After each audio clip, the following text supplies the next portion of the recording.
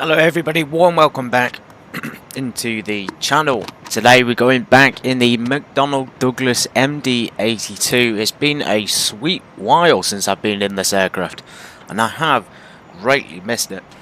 It still looks just as blurry, but it still looks just as good as well. We're going down from Mexico City in just the sort of southwestern region of the United States, of course in Mexico, and then we're going to be flying to Guatemala. The estimated flight time today, 1 hour 30, and we have a 2-hour block time. So here she is, and we have mostly chat lists because I can't remember the procedures, but yeah, we'll see how it goes. I'm looking forward to this one. It's going to be interesting to see just how we can fly the departure. We've got warm weather considerations, you know, that hot weather down here in Mexico. We've also got hot fronts to be concerned about, and you know, operating a commercial airliner within a timetable schedule. So because we're operating an airliner like this, we are on a schedule, or schedule if you want to say it like that. So we have to be sort of pretty efficient and pretty quick. There's the livery for Aero Mexico today. It looks very, very nice. So let's go hop in. I can't remember some of the commands for these air stairs, but there are some air stairs here which will pop out. Anyway, into the cockpits. Here we are. So yeah, I think since the last time I was in it, they have maybe improved the textures a little bit. Maybe. I say that with a big pinch of salt, because they still look very outdated. But still, I do think there's a bit of an increase in sharpness. Maybe that's just because that explains what's been updating graphics and things. So we're going to get on with the next chat list. Let's bring up the next chat lists. Thankfully, I do have one for the MD82, and it wasn't a simple plane to learn when I first learned it. It really isn't. There's so many things in places you just wouldn't think of, and then you like look for them, and yeah, really surprise yourself. So here we go. Everything is on real world time and real world weather. Sound levels are probably good for now. Aircraft weight and fuel. So we're going to do a. I guess this is a default plane, so we do the refueling from the flight menu, the iOS. And we do the same with the packs to some extent, although that's a bit of a pain because we can't enter the exact passengers in. So therefore, we'll just leave it as it is. Let's get the flight plan up, and we'll see what the actual weights are. Thankfully, we're going to be using SimBrief to calculate some of these things for us. So here we are on the weight page for packs, 164 packs, and we want, okay, 52.70 fuel weight, and then 57 there, and we've got 190, 19,000 there. I think that is 19,000, so we're well underweight there with packs on board. I don't really know how to change this, so 4.1. Saying we've got quite a lot in the back. Saying we've got over 4,000 cargo in the aft. That seems like too much. Maybe we should reduce it. So to bring it down to like 4,000. So maybe 2,000 there. Or maybe 3,000 there. And then another 1,000 there. In the fore. Or maybe we should move it all into the back. We say just about there. That's about 4,000. And it brings the centre of gravity back into, you know, those little lines, which is decent. That's not the best centre of gravity indication, by the way. As for the total weight, this is not very useful. So let's go back to the fuel page. We need the fuel, that is important. So 9,500 is the block fuel. It looks like they're giving us 4,800 for the trip. So quite a lot of reserves there, like 5,000, 4 or 5,000 there of reserves. Yeah, 5,000, that's a lot. We already have 5,800. Let's go ahead and just put. I'm going to round it up to 1,600. Let's see if it's actually entered it in. It has entered it in. Guess we could simulate refueling if we brought a fuel truck, but that's about it. There is some in the mid as well. Okay, let's get the aircraft started up, or at least coming alive. Let's get the chat list because I'm not comfortable with some of this stuff. Let's just sort of work through if I can remember the keys here to mark them off. Looks like we'll be doing it all manually today. So parking brake is indeed set. Landing gear lever is down. I've been leaving that up for some reason. External power, so on. Again, this is a case of just remembering where these buttons are, but hopefully we're going to be able to. So let's get GPU over here.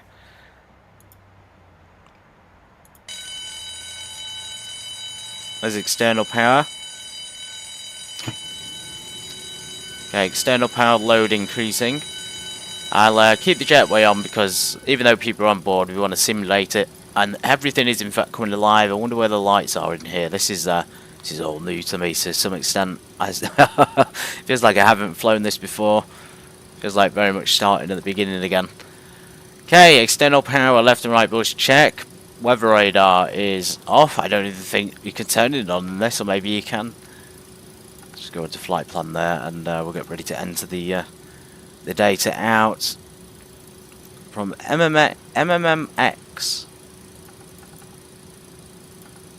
A lot of M's in this route. Yeah, weather radar, again, I've just realised, have they integrated it, or is it integrated into the primary flight display there? It might be. Galley lights, or galley things open, or on, just mark them off automatically. So passenger door, it gives you the keys, shift plus F1. Passenger stairs, shift plus F3, okay. Thank goodness it told me that, because I did actually forget. We should really retract those because we've got the jetway on. It doesn't make sense to have them extended. Those sounds do sound a little bit better though. Forward cargo door and mid cargo door, they're somewhere over here, so here they are. Let's open those up for all the loading. Clear master caution, check. Battery on and locked. So this is a peculiar battery in here. It says on and lock, which is not the usual thing. It really isn't. If I can remember where these are, that is. There's generator, there's the battery. On, and then we got to turn it like that. That is a very, very peculiar thing. This is such an outdated plane in many, many ways. Right, FMC, let's close the checklist a sec. Let's get our FMC program. So, today we're expecting the 05 right Yukono 3 Alpha departure, which we'll have a look at on the charts. And of course, MD82. Some of these old aircraft are quite the workload, to be fair. They require a lot of effort for essentially very short flights. Do you have a departures page, which is a relief? 05. There it is, the 3 Alpha departure. Flight plan, let's check. How do we execute this? There's the execute button. And we want the arrivals, so Akuno direct, not direct, but through these sort of waypoints. I think that might be an airway. I've never seen a waypoint with numbers in before. Maybe it's because it's Mexico, it's a little bit different. And there's no star procedures today, that's very odd. We are expecting runway 20. Let's just go back to legs a sec. This is a very peculiar flight plan.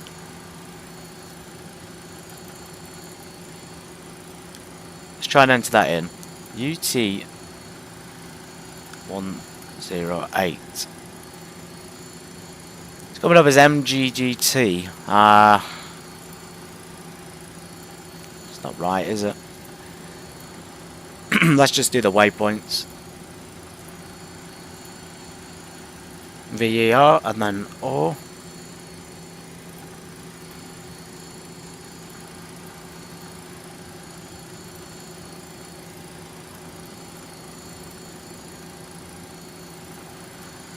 What's just happened? It's just cleared my flight thing out. Oh no. It's one of those days. One of those sweet days. Yeah, I wonder what's... It's just very, very odd. Maybe because I clicked on legs. So, here you are. Come on, mouse. I don't know which one it is. It must be La Aurora. Aurora, and that's I've just been doing some stuff in the Aurora last night, ironically. And then direct. MGGT. I think we do have to put the waypoint there. Oh, come on. All this technology and fancy stuff. We've missed a waypoint now. And, you know, most of it doesn't work. Most of it's just a con, isn't it? Okay, we'll leave the end point then. The plane just wants us to continue flying. Or maybe not. There is actually a waypoint there. Let's go ahead and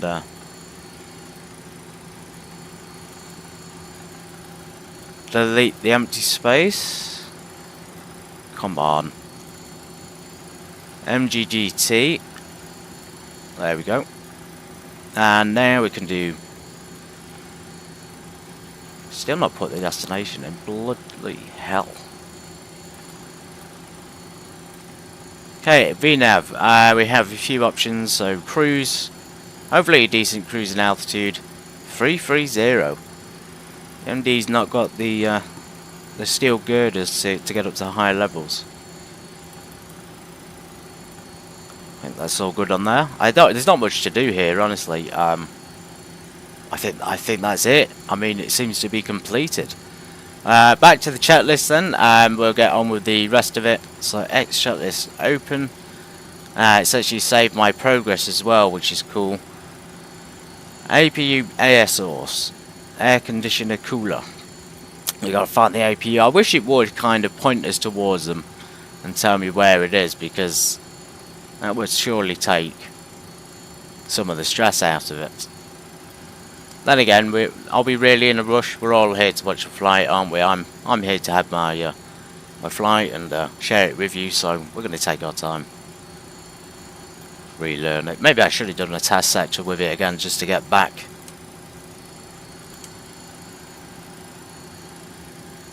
Get back into the flow of things and remember where it all is.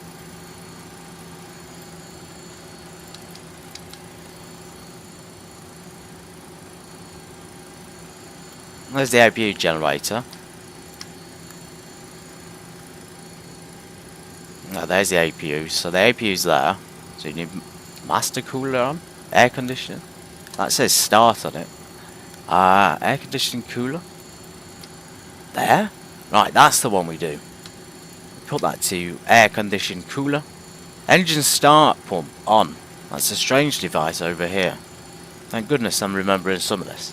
APU master is on. We're going to hold it to start there and just check that it's starting. So I can't remember how. I think it's down here somewhere. It will tell you. You can see there you got hydraulics. You know, all the hydraulic warnings and oil and temperature pressure. You can hear the APU kicking online anyway. This is really, really nice. I like this indication. It's simple to read. Very simple to read. APU is coming online. Check APU power available. So that'll be up here. So it is on APU. Saying there is power now available. APU left and right on the buses. APU bus left, APU bus right.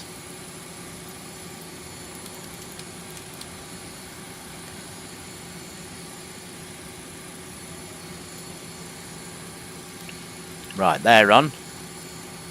There's a mark them off though. Left generators off and right generators off. External power can be disconnected now. Let's detach the jetway and we'll close. We'll close the door as well. Everyone's on board waiting to go on holiday. Although Mexico City is pretty much a holiday destination. Instrument lights is required. Well, I did try and change them down here, but it didn't make like the slightest difference to anything. They seem to be on. That's saying off, but we turn it all the way up. They're already full, I guess. I thought maybe it's a persistent state system thing. Let's just click it on. Stall test.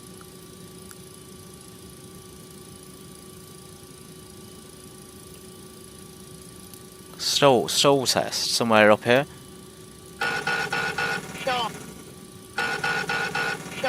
Hey, that's nice, isn't it? Yeah, and then we can't do the other one. I've noticed that in the past. We can only do stall test 1. Make speed test. Overspeed. We may hear that sometime today as well. Annunciation light panel test. We also have an attendant. We have a personal announcement volume thing. Let's just move over there so we can see it, because this is quite... This feels more spacious than a 737. I don't know why. Close the door as well. We don't want people watching our fingers. So we have a few things up here. Annunciator digital lights test. This is not in the place I think it is it? It's somewhere else. I was looking up here I think I had this problem when I learned the aircraft, and I think it was somewhere random, like down here. Then again, it probably isn't. Blimey. Thank goodness I'm not an MD82 pilot. I can't even remember what I learned. That's how tricky this plane is. It's not a simple plane either. I mean, it's not intuitive in the layout. There's no reach here for this, reach here for that. You really have got to think about it, and it's not nice. It's not nice. I like the intuition that's the 737. Just get this smoking and seatbelt signs on while we wait.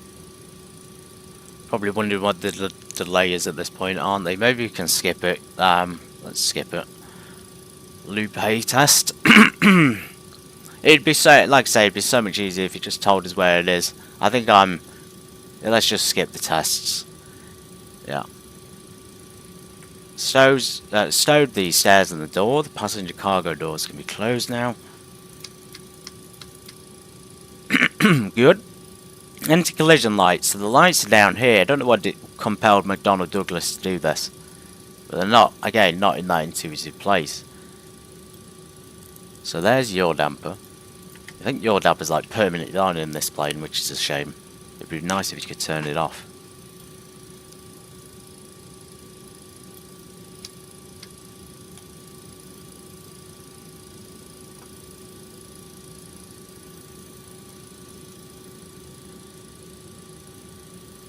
You gotta be kidding me. I thought he was there. I thought he was down here. Am I missing it? There's the lights. Right, anti-collision lights on. Push and start clearance.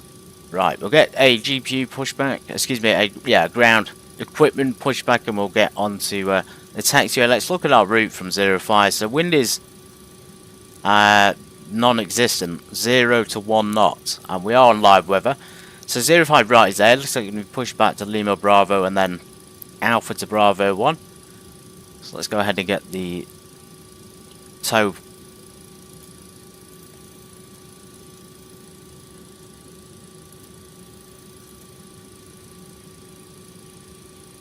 I think that's the right way. It's default aircraft, so the pushback should work with it. To the right. November 552 Alpha Alpha. Stand by. Pushback tractor is on the way. I think we're going for an engine start. That's what it's going for. While we wait for the pushback, let's look for those annunciation panel test thing, because there's definitely annunciations that can be illuminated in this aircraft. There's just not much to interact with. I think that's the problem. You can't really interact with many of the switches. A lot of them don't function. So maybe a lot of these things just aren't included. It really is an outdated plane. They need to update it. I think I said it before, but get rid of this and just put in a more modern, better airline. And maybe an A320. Everybody loves an Airbus, but Airbus is actually the most popular one.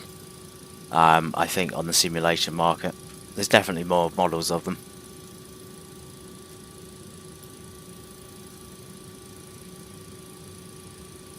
There it is. Terrain.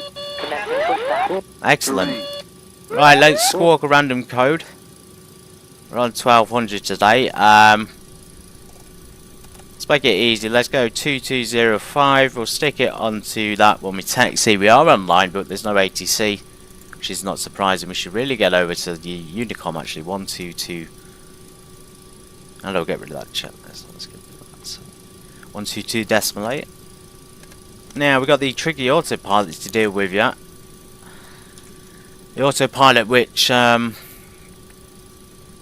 doesn't really work properly. So I don't know what to say. It doesn't work properly. The autothrottle doesn't work properly, and we may have to just hand fly it if we can disconnect it. But this is the plane where you try and disconnect it and it doesn't work.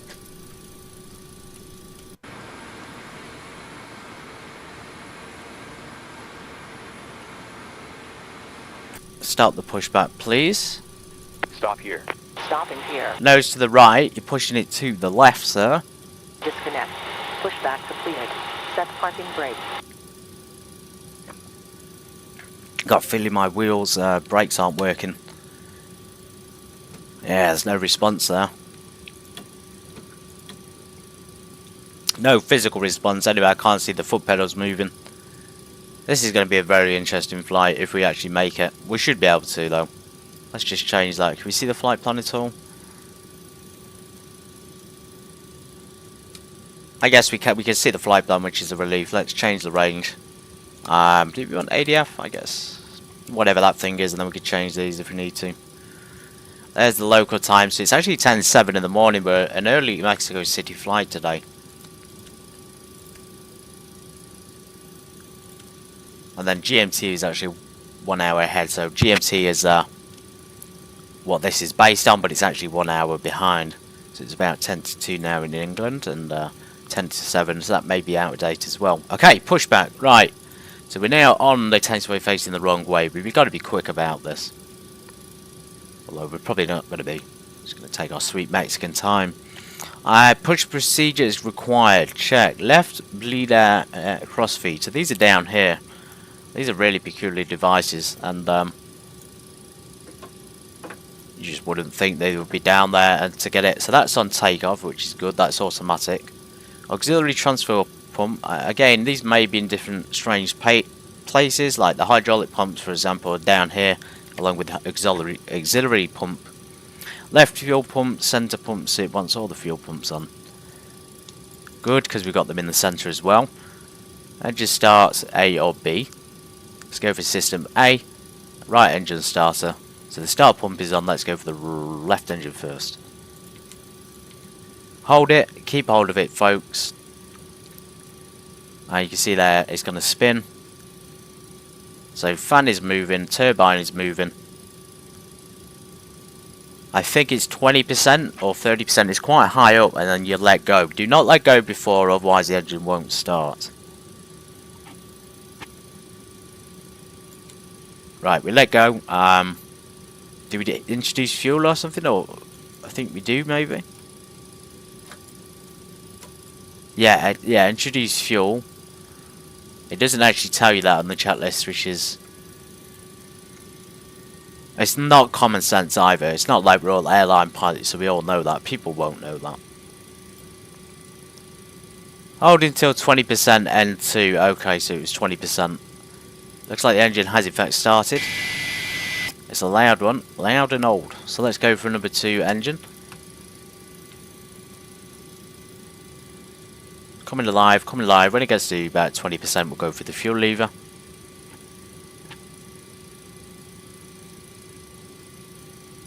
There we go. Gonna be pretty quick about this.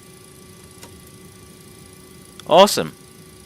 So that's a successful start, and then of course we check the battery voltage and things, and can switch off the APU at this point. Engine starter system, so we'll just wait a little bit longer just till it's stabilised and actually finished starting up. I think it has there, so starter system off. I don't think these are also functional, so even though they might be modelled, they're not actually working. Engine start pump coming off. AC bus tie. Auto. Yes, that's it, isn't it? Left APU bus off and right off. APU bleed air coming off. And APU master coming off. So that's the APU shutdown. Right, flight controls check. Ailerons. Elevators. Rudder, and we have got inverted speed brakes, so we need to change that on the Bravo throttle quadrant. There we go. Strange, not inverted on the default aircraft, which is unusual. Anyway, we've done that. Seatbelt signs on. Position lights, strobe lights before taxi. So position lights are in fact... Where are they again? They're here, aren't they? Somewhere. Let's just close that guard. Position lights are on. Maybe we did turn the strobes on by accident. Position on strobes, logo lights. It wants them on for this flight. Don't know why, guys. It's not exactly dark outside. Let's turn those on. Air conditioning system left and right automatic. Right, this is important because otherwise, you know what happens when there's no air conditioning? We don't have air into the cabin.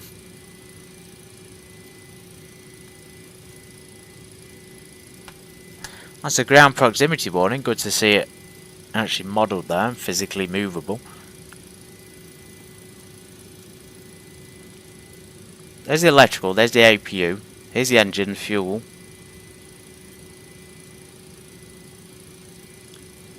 I think, is it already on? Maybe it is already on, the air conditioning.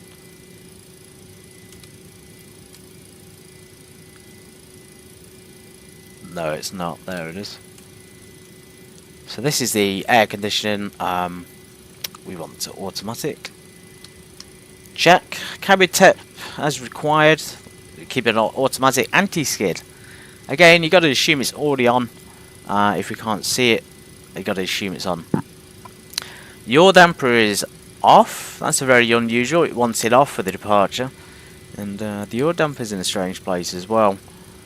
It's not intuitive at all, is it? I don't quite like the design of it. It's not my favourite.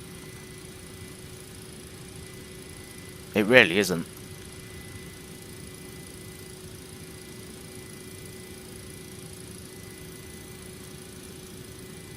Is it really a crime if we leave it on? Oh, I can't be bothered to look for it, guys. We'll just assume those are on. Elevator trim up 10 degrees. Right, up 10 degrees. I guess we should have it in. I've changed these things before, but I don't think it makes much of a difference. So, again, the centre of gravity, we don't really know what it is. How are we supposed to do these things if we don't know? So centre of gravity is saying plus 29. So do we turn that to 29? Or not?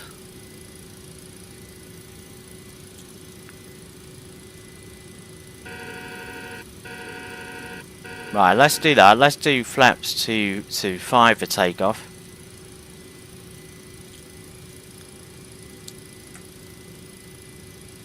We're saying 15 degrees, right, okay.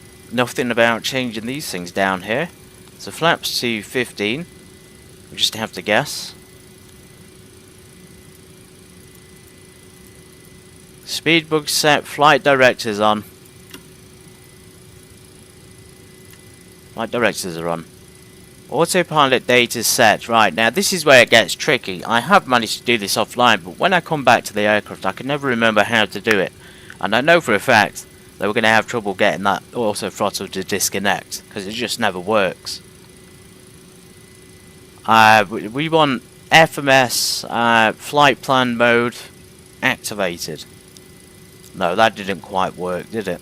Cruise level, let's set that. So we want 33,000 today. At least we know that number. This is like one of those spoof movies, isn't it? Where the pilot doesn't have a clue what they're doing. But I assure you, folks, I assure you we do know what we're doing. FMS is there. Or is it? So that should be tracking the FMS. So it's come up with navigation. Maybe we have to change it to FMS mode down here. Let's just leave it there anyway. Speed, so speed was set up to 135. I think that's good. Of course, we should probably set that to runway heading 05, so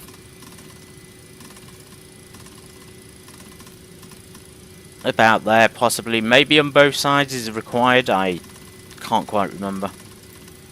I think if we just get into the air, I'll be able to turn the autopilot and it should be able to follow it. If we do like vertical speed mode as well, that could work. I'm going to be banking at 30 degrees. Right, autopilot is set. Head into runway heading check. Doors are closed. Nose lights are coming on.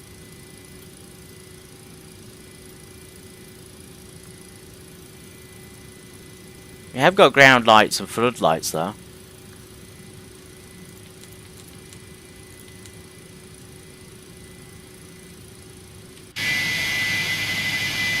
I'm just checking for the nav lights here. Can't quite They are illuminated, they're just very, very dim. Anyway, nose lights coming on. Check the doors are closed already. Barometric value, right, we haven't checked this yet. So we're cheating, get it off of the X-Plane 12. 3022, my goodness. 3022. That is a very high temperature today. We'll set that on both sides. Yeah, very warm down here in Mexico City. So that's set. Transponder will be mode Charlie, so we can stick that onto TAR8. There's only one option on there, unfortunately. Pitot stall heat, Captain. Do we actually need it though if it's that warm outside? Probably not. By the way, it's down here, some pitot stuff. There we go. Saying left generator, right generator's off, but we did turn them on when we turned the engine on, didn't we? There's the APU bus, there's external power. We did turn the generators on the engines. Damn, or maybe I didn't. Give me a sec, folks. Just trying to figure this out as we sit here on the ground. Am I blind? I mean, is there a generator there for an engine? Yes, there it is. It's up top. So there we are. We're onto the aircraft power. As you saw there, though, magic was happening. The aircraft was actually functioning without any generator power, which is quite a miracle. And then airflow heat and all the anti-ice things. Parking brake coming off, and then we'll get to the hold short point. Finally, right, brakes released. Flight directors have reset. Okay, I think we are. Oh no, don't tell me that switching those has got rid of the flight plan. No, it hasn't, thank goodness. Right, off to the runway we go. Brakes are functional.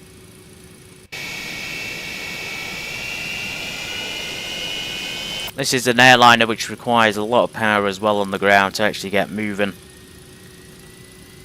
And even though I'm using the commercial throttle configuration for the Bravo today, I think this might suit a general aviation configuration just to make things easier. The aircraft is slamming its brakes on as we try and travel forward.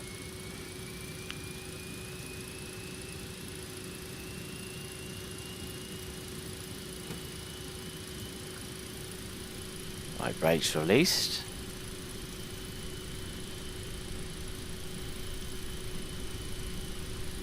Welcome aboard, folks. This is Aero Mexico temporary Captain Grantham CPT coming over from my own airliner today, and we want to welcome you on board, and we want to make sure you have a fantastic journey. If you do have any issues, of course, please feel free to leave a recommendation in the recommendations box after we've landed in Guatemala. Thank you very much. Something going on, strangeness going on. The parking brake keeps setting itself. I don't know why.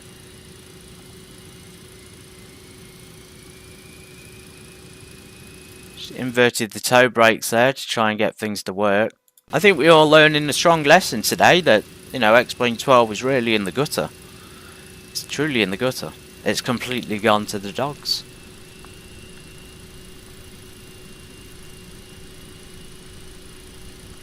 It simulates very little.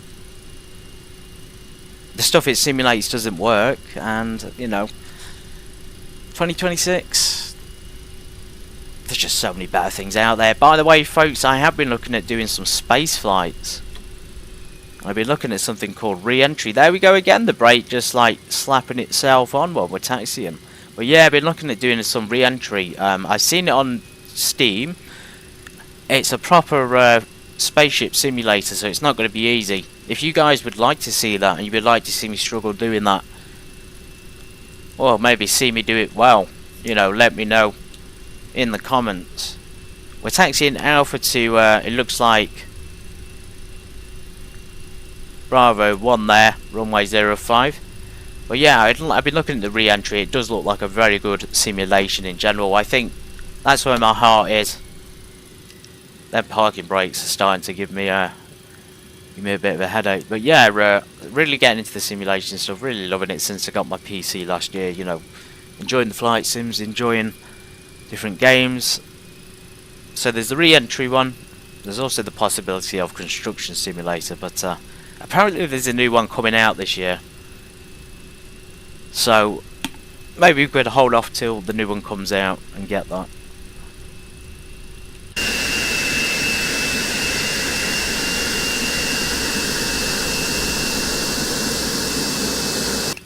There he goes again. Now, the parking brake just does not want to stay off today.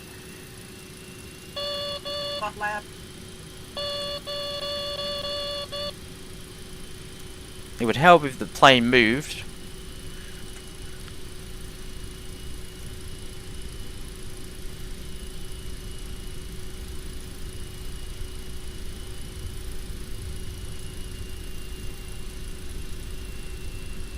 Welcome in, Flight Quest. Thank you. Yes, I hope you're having a nice cup of coffee, and hope you've been enjoying the simulation too.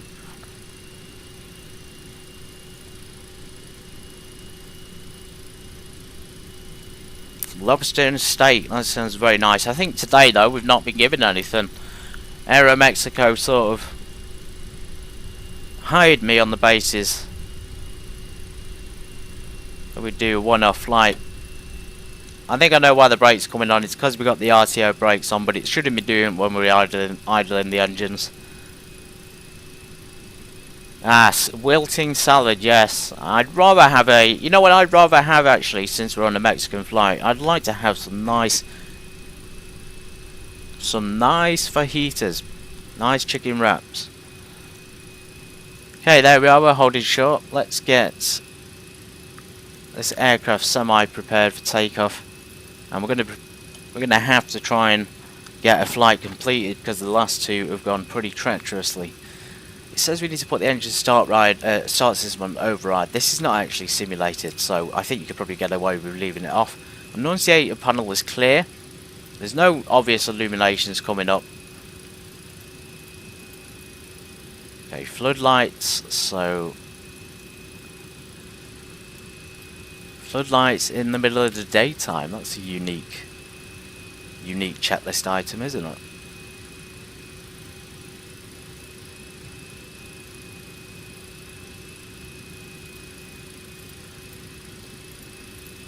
I can't reach it from here. Let's go over here a little bit. Floodlights. There we go. Let's get the strobes on. We don't really need the wing nacelle things on.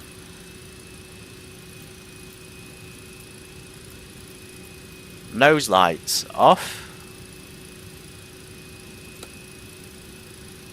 Winged landing lights. Right, we don't need those on, I don't think. Or maybe we do for takeoff. Let's do extend. Galley off for takeoff. Check engine instruments. So everything is where it needs to be. And this is an aircraft where you don't put full thrust on takeoff. It's a very peculiar system. It's... If you put it on full, the engines will burn out. Anti-ice, right. Do we need engine anti-ice yet? I don't think so. So we probably just need the pitot heats for takeoff, and that'll be fine. Heading to runway, decision height. We don't really need that on takeoff. We do and we don't. But I'm not gonna do it to save some time. Vertical speed. Okay, let's go VS speed mode. Vertical speed. Up by probably about 1600 feet. Altitude will be straight up to 330. Auto throttle is set, so I think if we click that on now, that'll... Right, it hasn't taken over, thank goodness. Strobes on, weather radar, transponders on, timer is set. Let's go ahead and set that. Timer's on run. Let's line up. Let's get over to Unicom first. Mexico City traffic, November 882, Sierra Bravo. Lining up runway 05 right.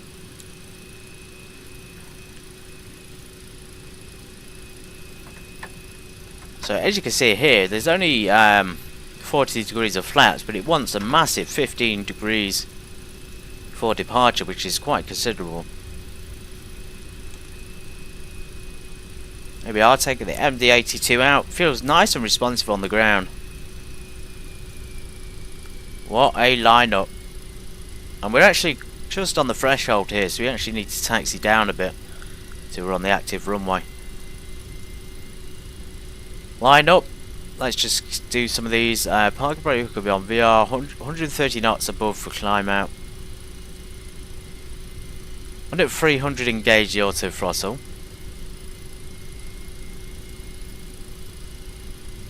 If I can remember how to. Auto throttle his arms. I really hope the plane's going to fly this FMC plan. I will hand fly it. It does say nav down there, and I can't remember how to switch it to FMS mode,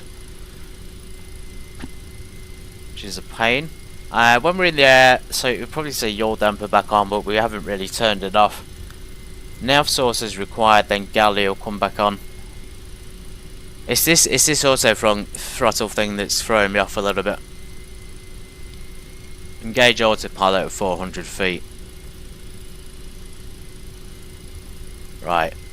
We'll figure this out. We'll be able to do this, folks.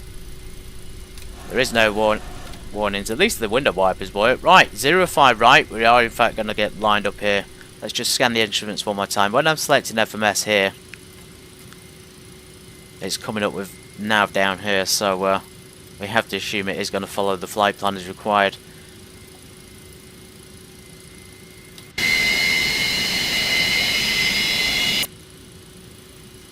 Slightly nervous about this, and then the auto throttle. There's the toga button, I think. We've got FMS, ILS Autoland, EPR, Mac. There is an auto throttle switch somewhere in here. I just can't remember where it is. Flight directors are on. Okay, let's get going. Mexico City traffic, November 882. Sierra Bravo, departing runway 05 right. Let's hand fly it, folks. I don't want to do the toga button if it is a toga button. Let's go.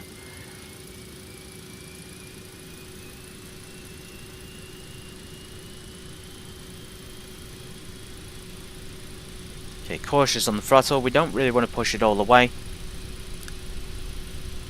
Feel the weight of this aircraft as well. There we go, probably about there. That'll be a good thrust setting.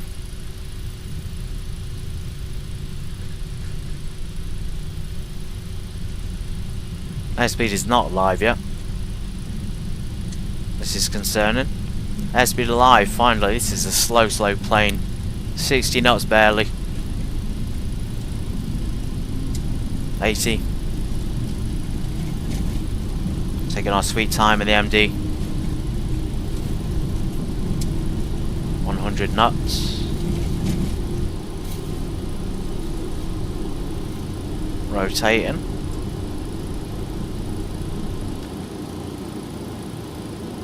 Waiting for that positive rate. Come on, aircraft. Blimey, it was sinking a little bit then. Maybe we're not trimmed it nose up enough. Gears coming up. Very shallow departure there from Mexico City. Wow, that was treacherous. I felt like we were going to sink back down again. Let's keep the flaps where they are for now.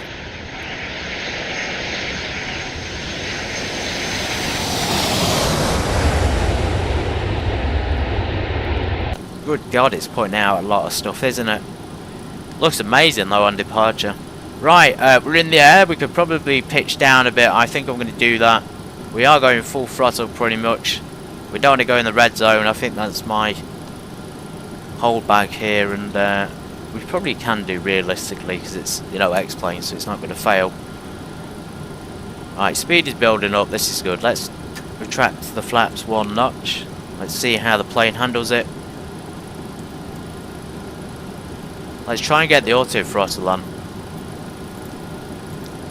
Okay, it's saying climb power, so hopefully that's now.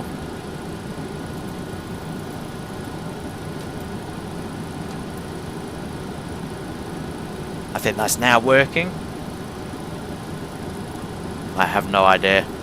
VOR, right. Do we need to select the autopilot on? And is it going to follow the route? So legs. It should follow this route. There's the weather radar. Let's turn it on. It should be functional now. X-Plane's updated it. The altitude on. Flaps up another notch.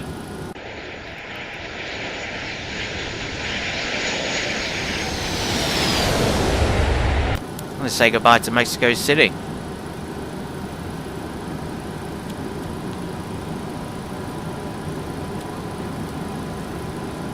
Let's go flaps fully up. Now speed is building up.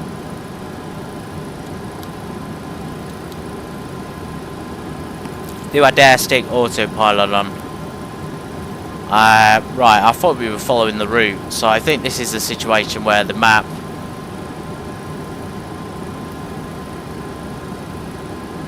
Yeah, I followed the wrong departure there. We were meant to go straight out. My mistake. Yeah, the map is not great there either.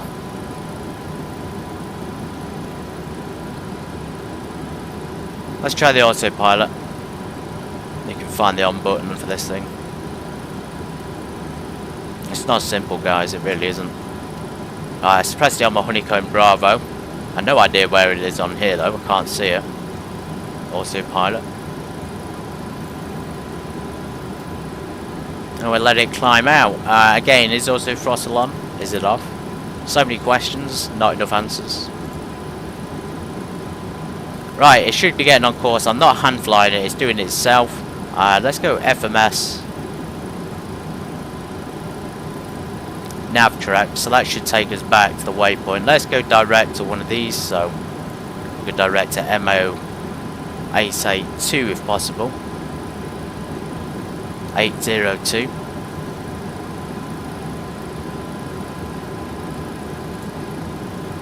Yeah, it's handling. It seems to be handling it well. Let me just try the reduce the throttle a bit. So I'm still in control of the throttles, which is a concern. Again, I don't know why it wouldn't click on, unless we have to set like a higher speed setting maybe. Let's set 250. Although it should be following the VNAV speeds from the flight plan.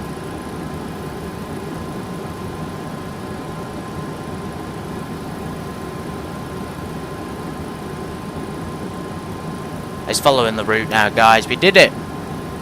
I did it. To some extent, I did it. And yeah, it feels good. There she is, Mexico City. Really nice layout down there, right round the mountains of water. Let's get our lights off.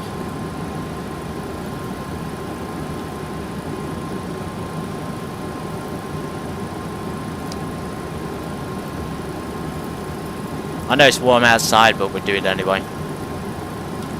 Okay, checklist number 2, or climb checklist. Transition altitude, we'll set the transition now because there are high mountains in the area, so that means the quicker we get on it, the better. External floodlights are off.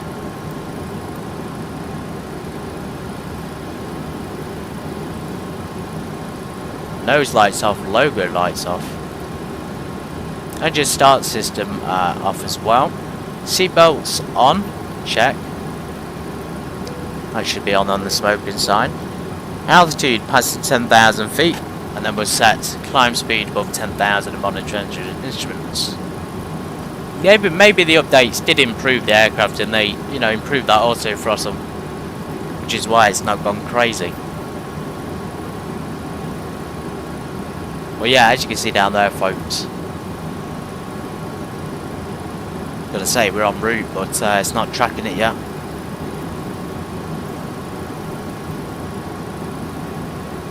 Should be going to M811.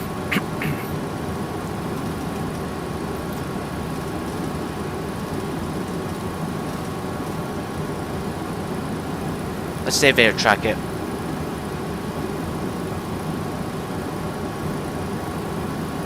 Yeah, usually that would be an option for navigation source, and usually we'd select it from the VOR tracker to the flight plan tracker. So you can see there it's gone off again.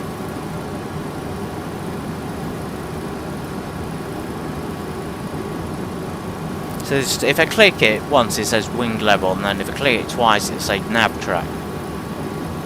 The question is, you know, why is it not following it? FMS override, perhaps?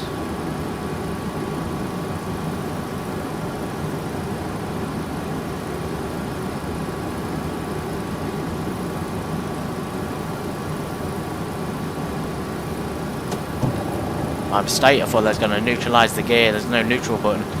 Oh, there is VNAV, so we select VNAV. FMS, EPR, okay, great. So now it's following the EPR. At least we're getting something right.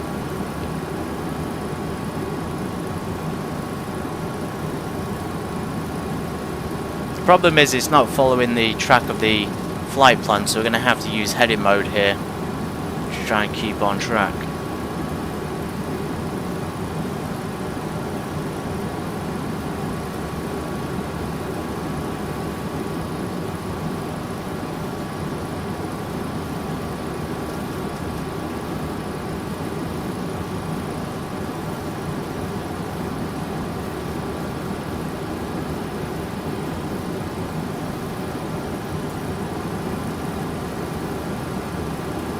It's also pitching down now, so now we've managed to get VNAV on, and it is available in this plane. It's now going to climb the speed recommended. That guy's making a very strange noise.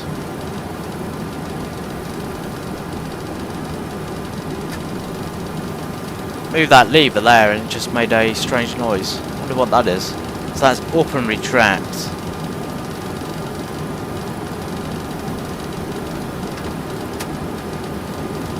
Maybe we have it on 0.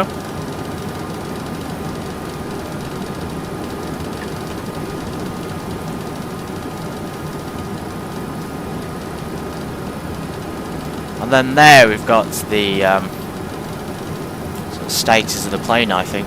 Maybe in the throttles. There's the fuel level. Yeah, that sounds really peculiar. Shouldn't have happened after moving the flaps like that.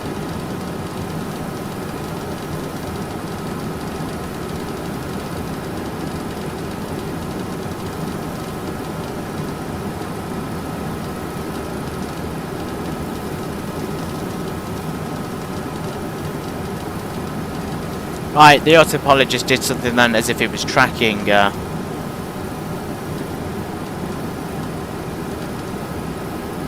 tracking the waypoint. Yeah, so I think it has just turned onto it. Hopefully that's now going to follow that all the way down to Guatemala.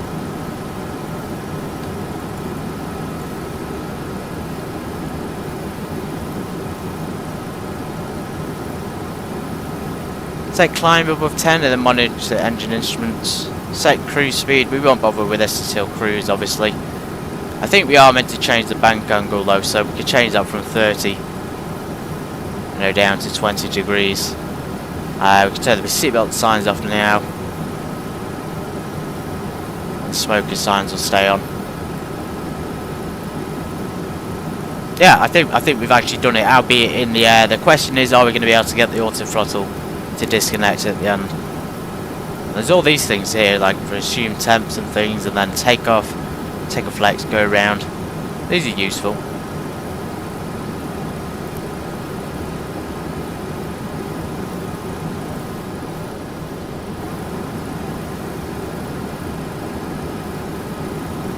Yeah, we need to be climbing direct to 330. Maybe it's trying to build up speed. Looks like it is trying to build up speed. And you can see that in the brake pressure. That's very interesting. So they're actually out of alignment. They're saying that we've got more brake pressure on the right than the left. That could cause issues on landing. So, the fact that we've got more on the right, we could veer off to the right hand side when we apply the foot brakes. This is quite incredible though, this Mexico flight. Never thought I'd see myself flying down here, but it really is just a beautiful place.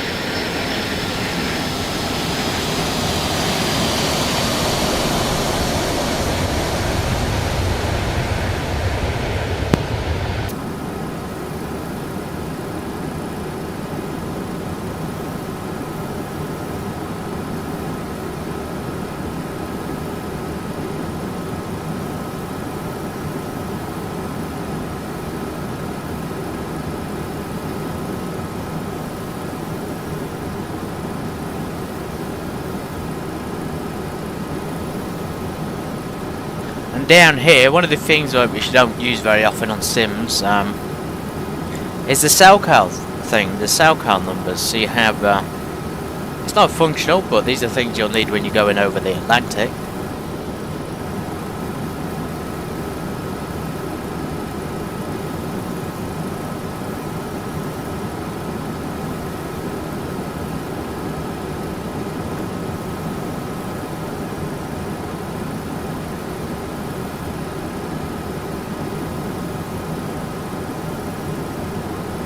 Yeah, it's good to see the weather radar integrated on the little map. That map is very hard to see though.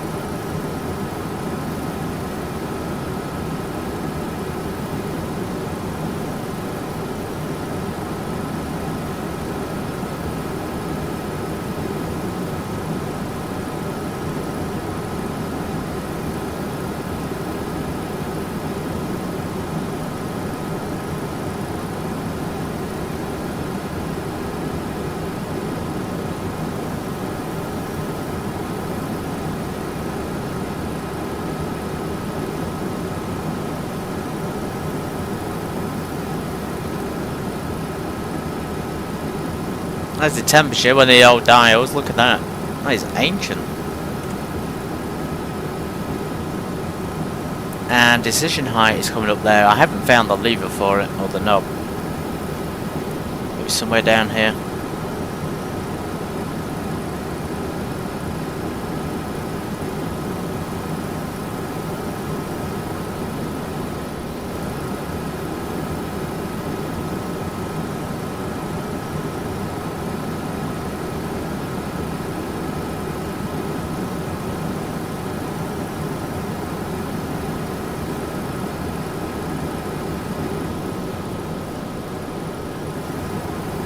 Anyway guys, sit back, relax, enjoy the flight. We're on our way now from Mexico City down to Guatemala. I'm going to step away, get myself a drink.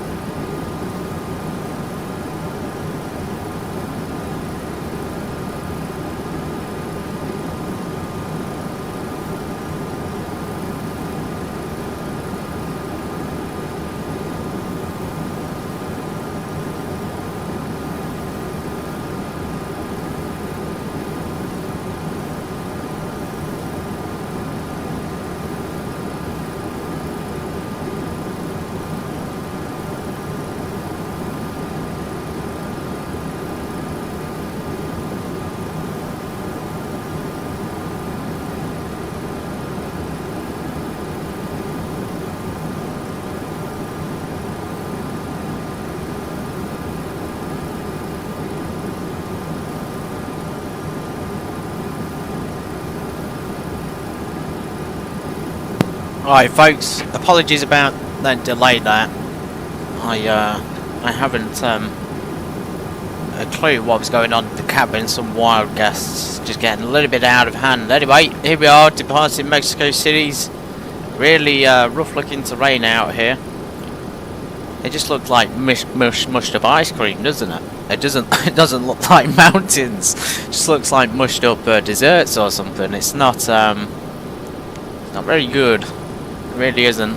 I think, you know, when I looked at this plane on the outside today, my first thoughts were that this is something from like 2003 or something, because back then when simulators were like decent, but now I don't know, it just doesn't fit in 2026. I mean, in 2003 I was playing on a simulator flight sim, maybe not 2003, maybe a little bit after that, but I was playing on one that it was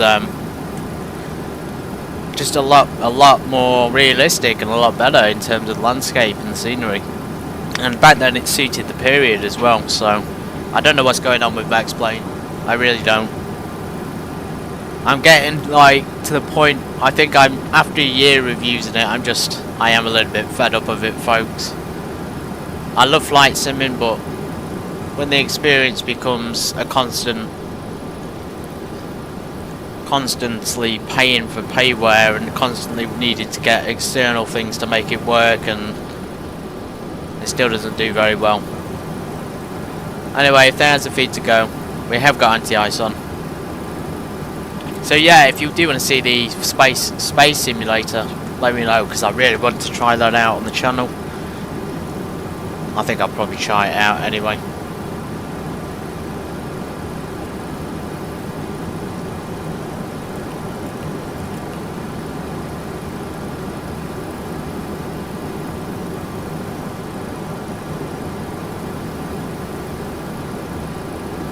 Can't say the pressurization in here, I don't think. It's just there, by the way. So take off landing. Oh, we can take off landing pressurization. No, it's not functional. So not even pressurized that much. We should be pressurized to a higher altitude. Yeah, so between 7,000 and 8,000. This big handle over here is pointing, I think, in the wrong direction. So it tells me it's not functioning. Can't see where that yaw damper switch went either. It's sort of vanished on me. At least we can do the ground proximity override when we come into land.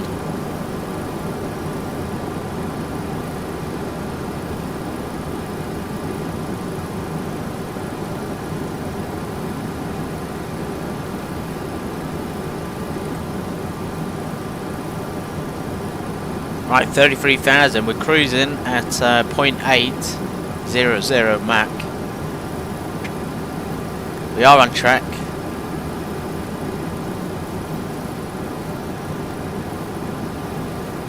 We don't have any start procedures, so we're kind of at discretion today to fly what we want, and I don't think we're going to have ATC available.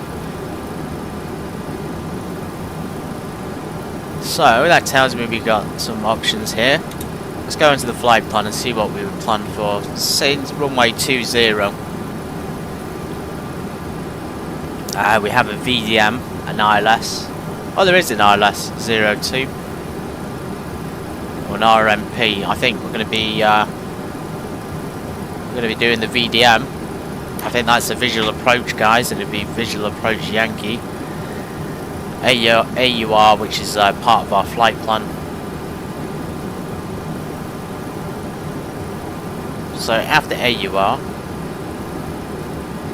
which is not that far away, we have the main trip is about 425 miles. Yeah, not very far at all. And then after that, that'll be on the arrival for visual approach, I guess. Let's try and see it on the map down here. The flight plan page.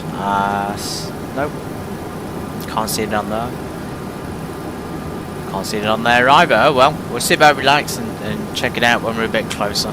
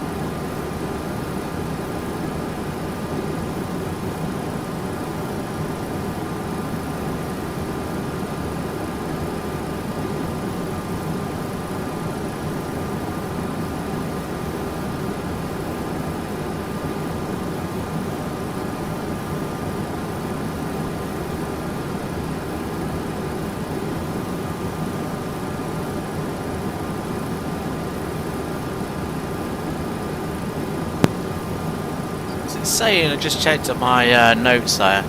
There's an auto flight button, but I think that might be the MD80 or the MD82. What have we got up here? We've got a turbulence button. That's interesting. I don't really know what that does. Altitude, vertical speed. We've got VNAV already activated. FMS is already selected. Auto throttle is armed, so it should be doing it now that VNAV's on, I guess. So maybe it is tied into the VNAV, the auto throttles, and then. Yeah, in terms of turn the autopilot on and off, I can't seem to find it. It's not as obvious as you might think. It's literally not there. There is no autopilot button. There's an auto land. There's no other options.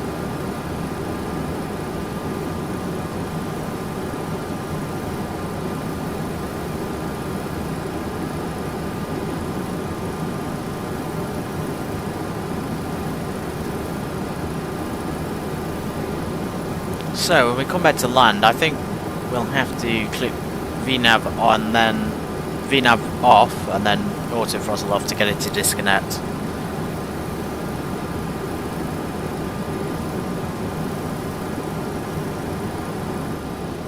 Quiet out here as well. We're kind of flying down, obviously, the Mexico coastline. We're still over land, but there's the coast there, and that will be carried on. I was planning originally to go to a little bit further, maybe South America, but I think Guatemala's far enough. I don't think we can get to Colombia from Mexico City in a good enough time.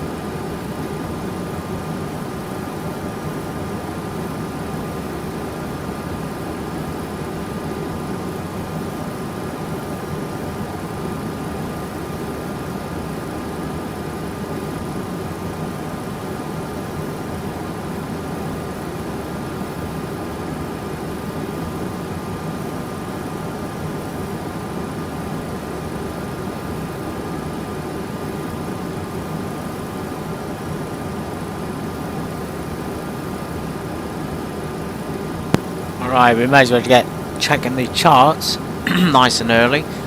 We have 2-0. I'm surprised SimHeaven didn't give us a start procedure, so I guess we're at a discretion to choose one, or we can go directly into the approach. I'm kind of planning for the like Yankee visual approach, Yankee whatever you want to call it. So what do we have going into Guatemala then? So we have 4 arrivals. Start on have arrivals 020 Alpha or Bravo. Let's go for Alpha and see what pops up, if it corresponds with what we've got in our FMC. So there's Bolpo. Okay, that's the one we'll be doing then. So that's actually one of the waypoints on our routes. That's a good way to determine what star you need. Bopaz is probably the Bolpo. I'm guessing that's the same thing. Then it's Aurora 1149. We may as well tune that in because it's going to be useful. Let's try and find the nav frequency down here.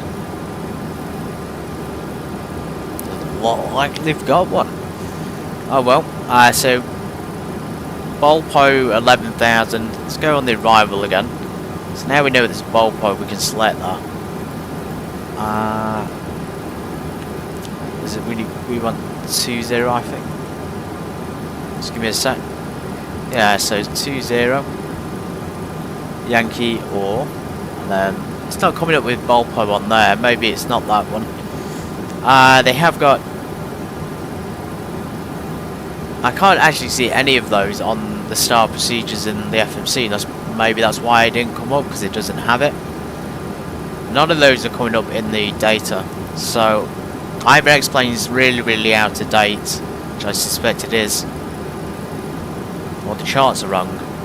Cataz, right, we got Cataz? No, we haven't. Guess it really is going to be a non-star procedure then. At least it's come up with it this time, and it's telling us where we're going to be flying to.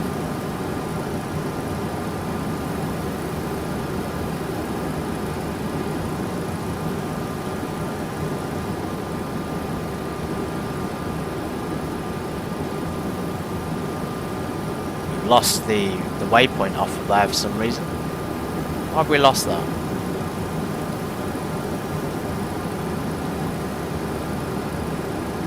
It's very odd, isn't it? We shouldn't have lost it from Flypond.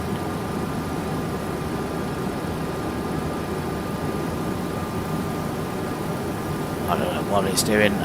Maybe because we put the approach procedure in there and the arrival. Now it's vanished again. So it's vanished. It was there, but it vanished. It's so strange. Yeah, so this is what I'm kind of talking about with X-Plane 12 when it's not functioning and things like that.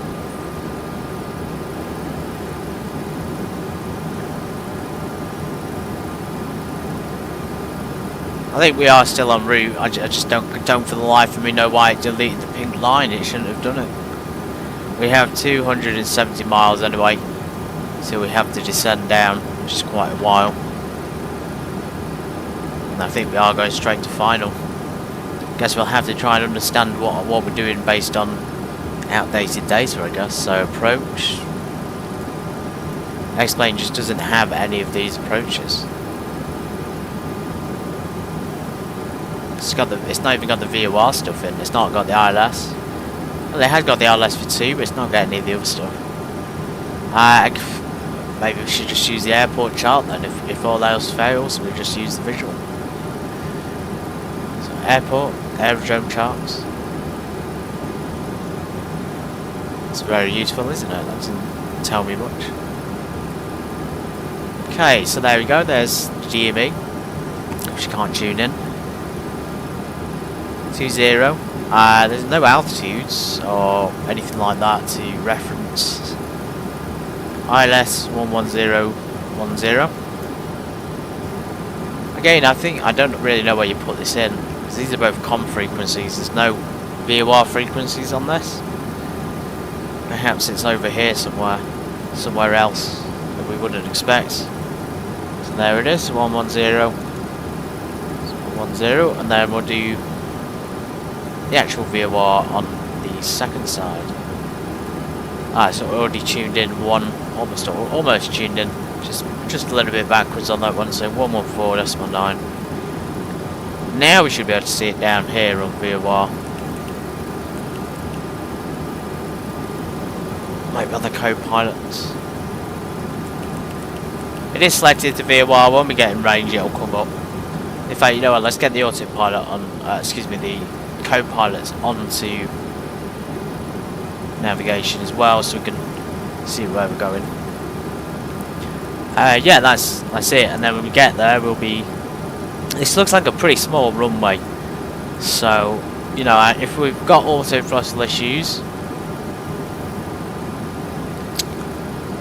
and we're less than 500 feet, we'll be going around. So hopefully we can get it disconnected before then. Go back to the instruments. Decision height is set to 60. I have figured this out before, how to change it. We want 250 on the decision altitude today, or decision height. So pretty high up.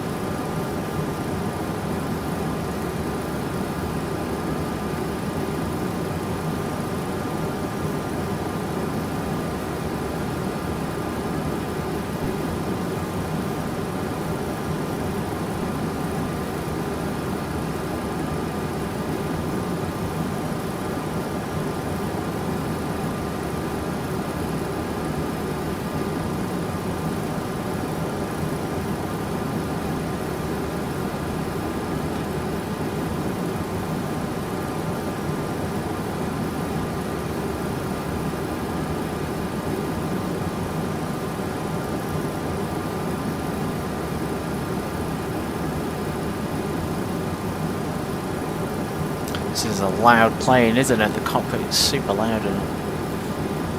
Oh, it's a little bit too loud. I think we can smell Guatemala from here. Very potent. It's probably time to descend then. Let's check the FMC. So 200 miles, nautical miles. Does say we have to descend down. So we best do that. Let's go down to 7,500 feet. Let's hope the FMC flight plan appears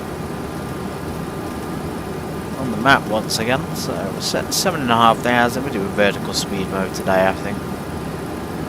So 1,800 feet a minute. Must be a lot closer than I realised then.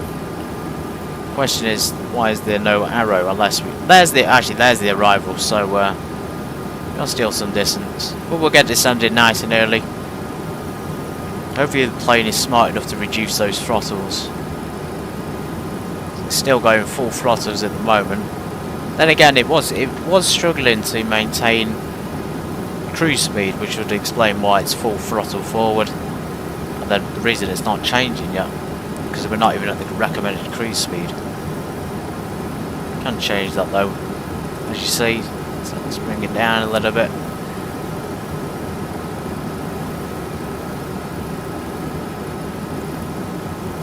Chat list, full chat listed flight this is, so seatbelt signs. Let's leave them off, we are a bit far out yet. Now that ILS frequency has been set, well 10.1. Landing runway course in the OBS, so if we go back here we can see the course, the runway is there. Somewhere along here. Usually it would give you it on the approach charts. This is actually looking like quite a small runway. The more I look at it, the more I'm worried. It's saying, yeah, it's just not what I was expecting. We got 200 of course. We keep our heading bug on the same heading that we're on, in case we need to take over heading control. Landing lights extend and on before 10,000 feet. Right, well we don't need to worry just yet about that because we are still some distance, although we could extend them and keep the lights off, so let's do that. Logo light comes on. Again, I think this is for probably a lower altitude, but we'll do it anyway.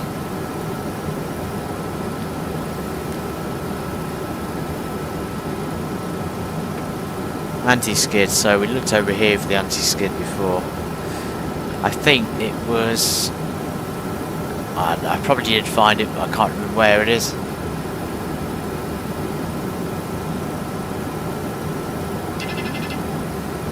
Ah, there it is, anti-skid armed. I think that cockpit door is locked. Yaw damper off, so this will be on the approach. Again, I lost contact with the yaw damper, I did see it. And I actually interacted with it, but then it just vanished from my eyeballs. So situational awareness in the cockpit is not great. Not in this cockpit at least. I think much better than the 738. I guess this is an alright plane, but when you can't fly it properly like me, there's your damper. You know, sometimes it can become a little bit tedious. I don't know what that switch does, I think it's non-functional. Most of these switches are non-functional, and the pressurization does change, it seems to be working, but this big lever over here isn't working. I'm pretty sure that's not working.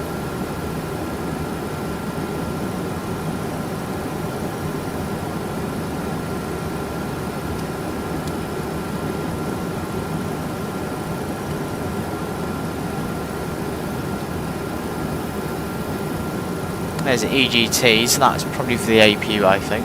Maybe. Yeah, maybe that is the APU one. That's probably where we should have looked. Let's call the attendant.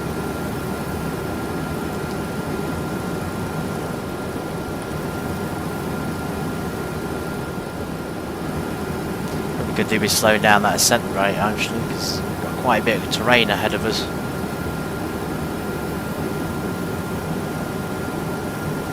Good thing we got a weather radar and a map thing down here, so let's go to map mode. We know it's clear conditions.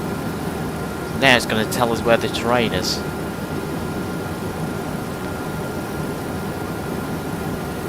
VUR failure, that's fine.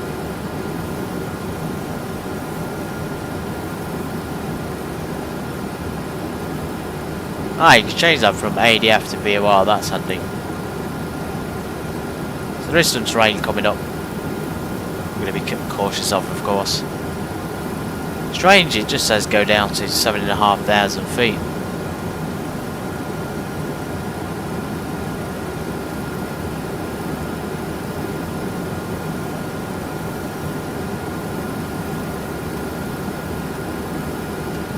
Sort of pushing the aircraft to its limits now, right at the end of the sort of maximum speed allowed.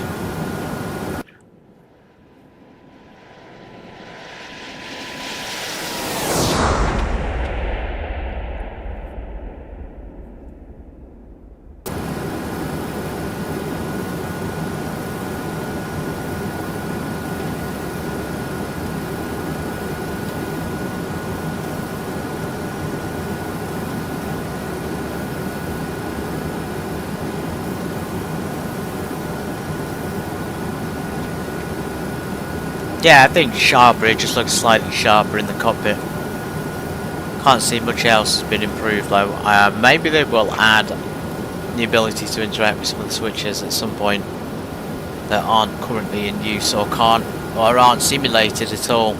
It was a toss-up today between the MD82 or the A330. Now, I'm not an Airbus pilot, I don't know. I don't usually fly them, so I don't really know the procedures on there, but maybe the next one we will give the A330 a go. It's a big plane, it's very much like a 777, and it's a lot quieter than this thing. This is awful, absolutely awful. It's too loud I think. It needed to be quieter.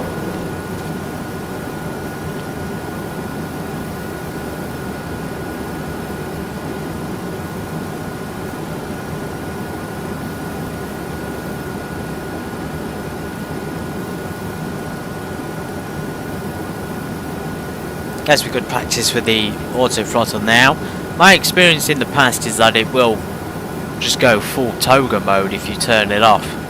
So you don't turn it off there until you get down to London. So is it VNAV we turn off? Yeah, so we turn VNAV off. Now it's saying FMS speed. VNAV descent. Maybe it wasn't on to begin with. Yeah, maybe it wasn't on, because now it's idling those engines. Maybe for descent.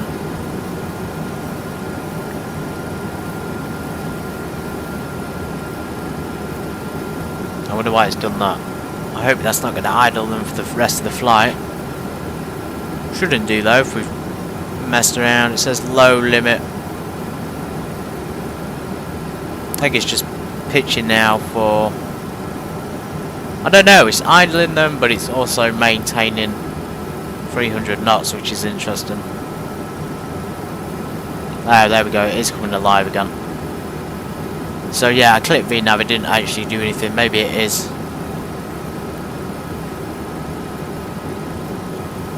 Maybe it is that auto throttle we turn off. You have various options. You also have an auto land, an ILS option, and a VUR localizer. So that's pretty cool. Unfortunately, we don't have one for 2.0 today. If we were doing 0.2, we would.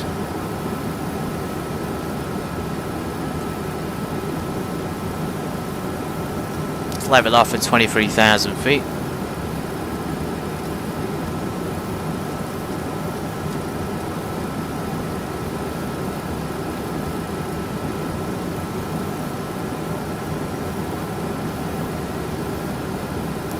Wind doing here, so wind is picked up ever so slightly, still not very strong.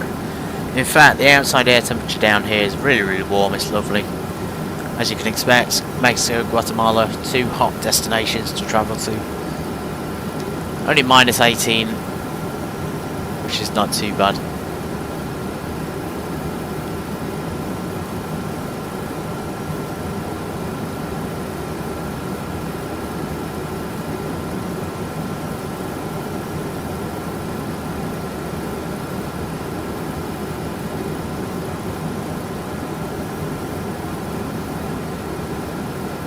I think we'll clear that terrain, 23,000 feet, we should be able to.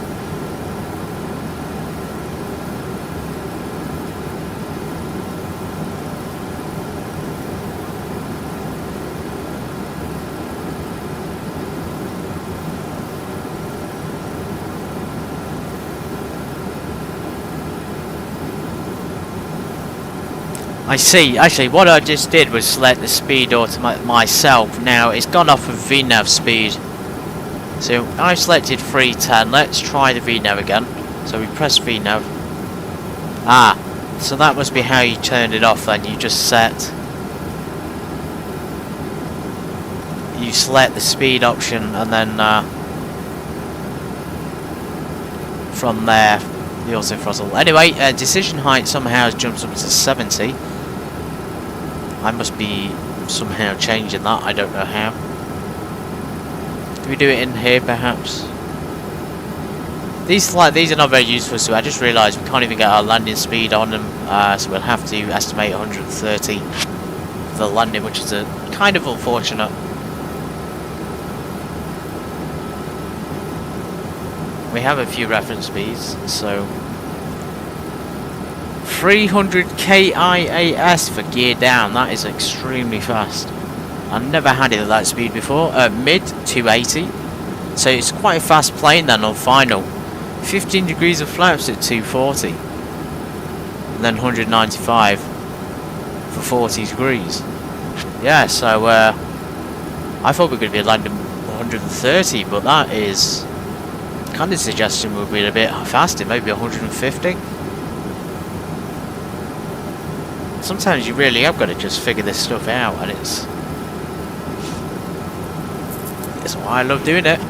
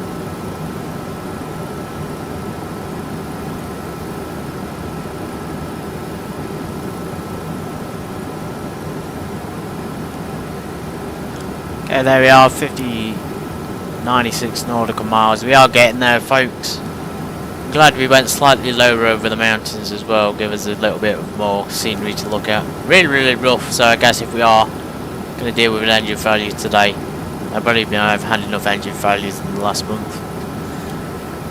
Hopefully not, but yeah, we probably would be, I think, dead. There's a bit of a flat spot there. This is probably the kind of area you get a lot of wildlife on. I say that like I know what I'm talking about. I actually don't know what's up here. Maybe there is like mountain goats, mountain llamas. There she is, La Aurora. La Aurora. MGGT. Let's just check the map for the angle of the runway. So can we do a straight in? I kind of want to. I don't even want to fly the procedure. I just want to fly it, hand fly it myself. Guess we should keep descending then. Let's go down to 7,500 feet.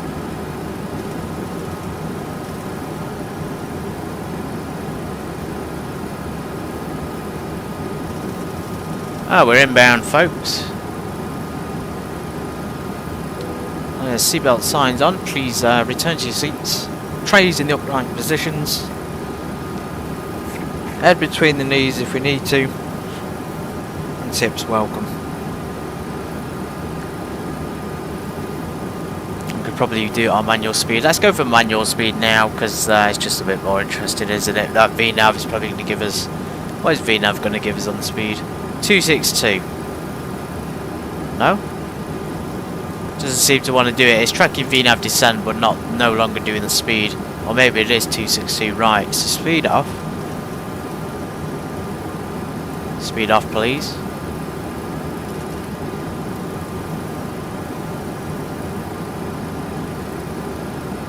Speed off. Let's switch over to... Oh no, now it's idling the engines. We don't want that. I selected IAS Mac. And then it's saying idling the engines. That's not good.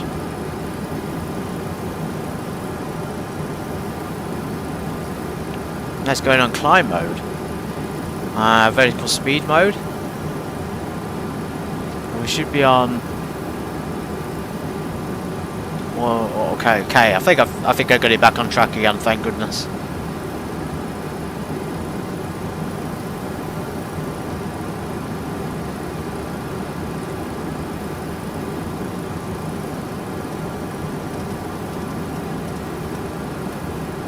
So I think we got manual control now, and if I turn auto throttle off here, I kind of don't want to do it because it's still obviously controlling it.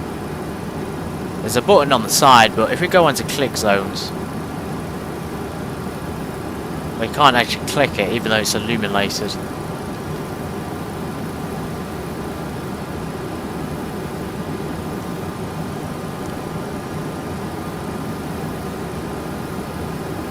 Just let the aircraft sort of stabilise itself. Yeah, most planes we click auto throttle off and it would do it, but in this case I'm kind of really anxious about doing it, which is odd. Shouldn't have pilots that are a bit confused about how planes work. Could result in a crash. Okay, auto throttle off, it did actually work then, which is a surprise. So now if we switch it back on, it should go straight back to 280 knots, but it's gone straight back into climb mode.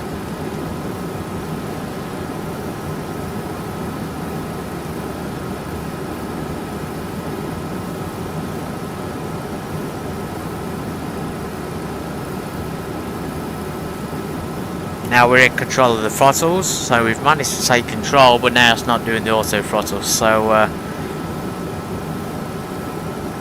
absolutely wild.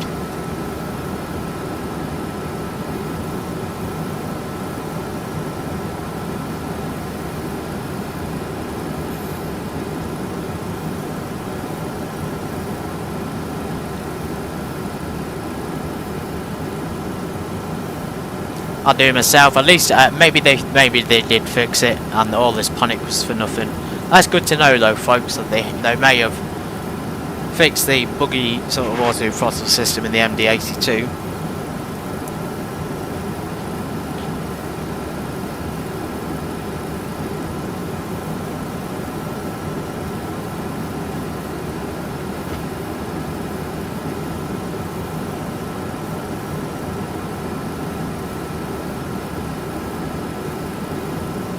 Are we picking up on the VOR? Yes, we are. So VOR is being picked up at the moment.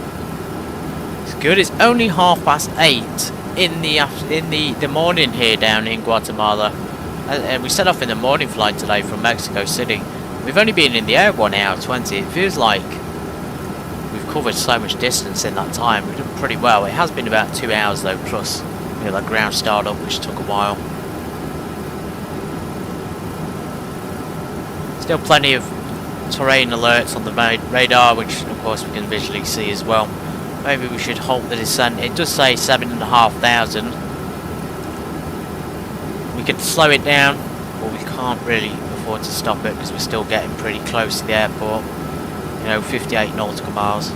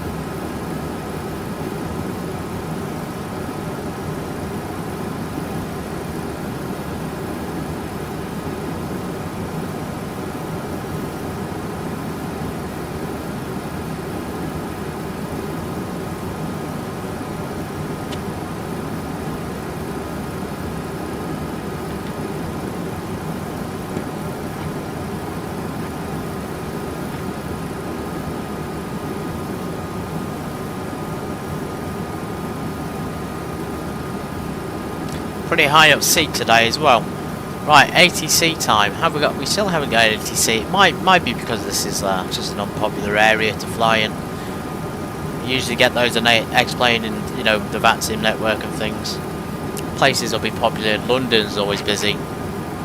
That part of Europe in Germany, but down here, very isolated. How we're doing the winds is 1 knots crosswind. So we'll check what we've got on our flight plan, because sometimes it will be different to what we can see. It's just good to see the differences. We didn't even enter any data because we don't need to on this FMC. It's very basic. All you have to do is enter waypoints. Well, yeah, we can see there at 33,000 the predicted temperature was a lot less than it actually was. So if we go across here, so take off an arrival datas. 1018 1806. I mean, that kind of seems right. It's saying about 20 degrees and it's +5 already, so yeah, we could probably get the anti-ice off at this point.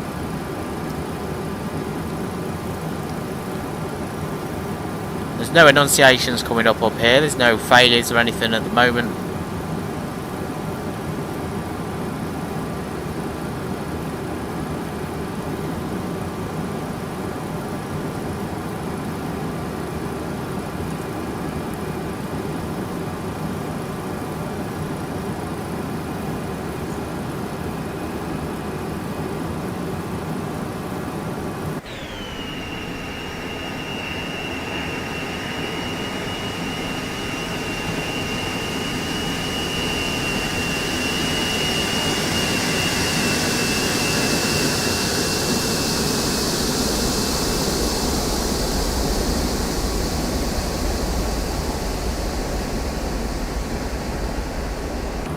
Elegant, absolutely, really fantastic design here.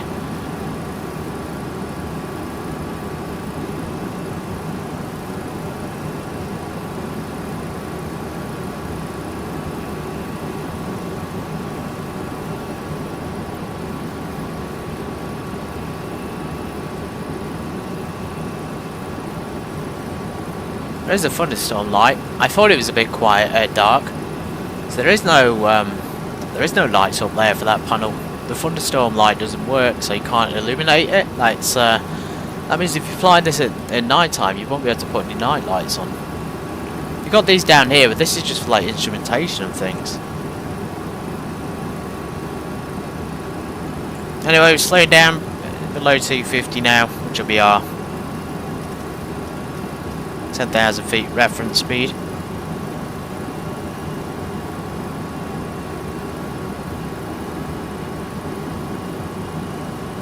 Now, if it's over that hill, it means we're going to have to climb again. That's a pain, isn't it? Hope not.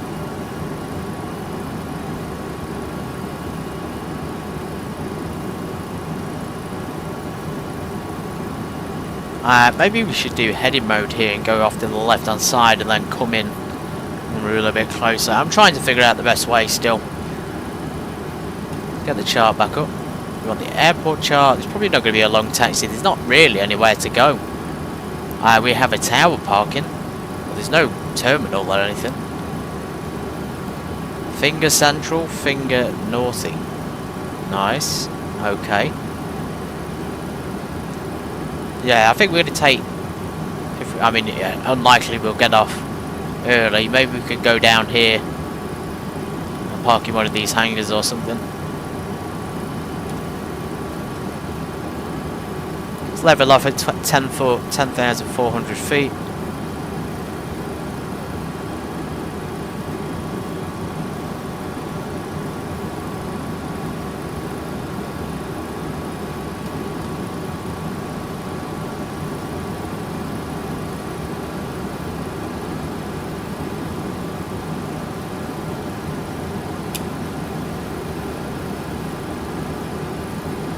Gonna get rid of the yoke, folks. I hope you don't mind, so I can see what I'm doing. The instrumentation down there.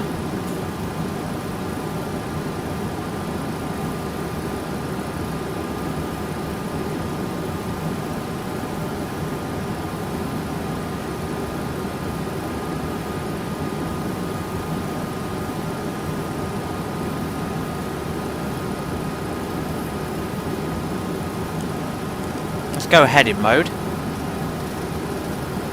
Turn slightly off to the left hand side. As you can see, we are coming inbound to the runway, so we need to get probably onto downwind. Let's slow down as well to about 200 and we'll start dropping some flaps. Let's get the landing lights on for 10,000 feet, and we're going to do the checklists. So we want the approach checklist at this point, I think. So we will turn the yaw damper off. That was up here, sort of hidden away. Speed brakes are going on. Let's do that now. I think that's it. All you have to do is pull them up on this. Very weird looking speed brakes as well. So 230 or less.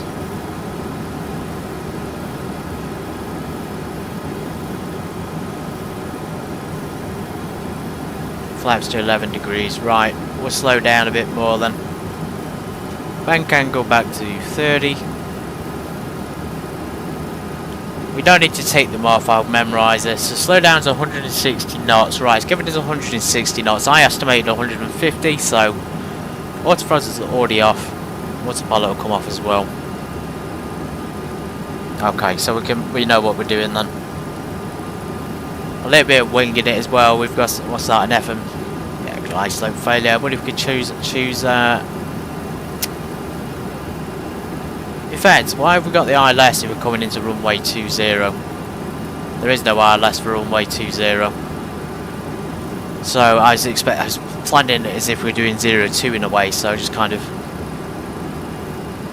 all over. There we are. I think that's final. We're going to go direct to final. Good. The lines come up. I feel like we should take control as well. I'm in the mood to fly it myself today, so we have control. Let's get a notch of the flaps down. This will probably be slats.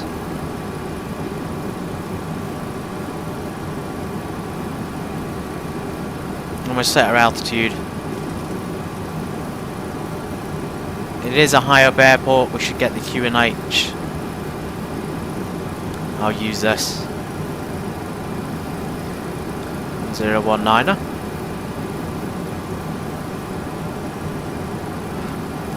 .019er is set. Both sides. Altitude, yeah, I think 7,500 is the likely approach. 6,000, 5,000. It's saying about 5,300, so it must be quite a high up airport. Let's drop another notch. So now we're actually deploying flaps. Okay, so they must have been slats before.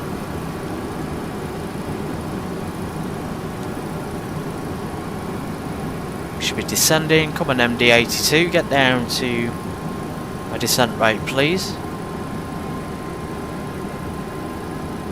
And we'll set the head into 20.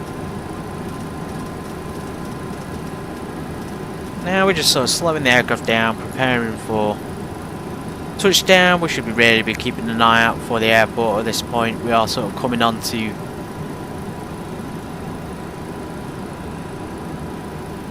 there it is, there's the runway. So we're going to drop the... I may be over panicking by dropping the gear that early, but I just caught sight of the runway, that was why, and realised we're too high up, so we do need to get down a bit. We are coming in at a little bit of an angle. Guatemala traffic, November 882 Sierra Bravo is approaching for visual runway 20, about to turn onto base leg. You see, we're doing call outs like with VFR traffic here because I don't know the area, we don't have any stars. So we're about 200 knots, let's go ahead and keep slowing down here. 150 I'll set, that could be like a minimum speed allowed. Our decision height apparently is 70. Let's go another notch of flaps here, just increase the drag.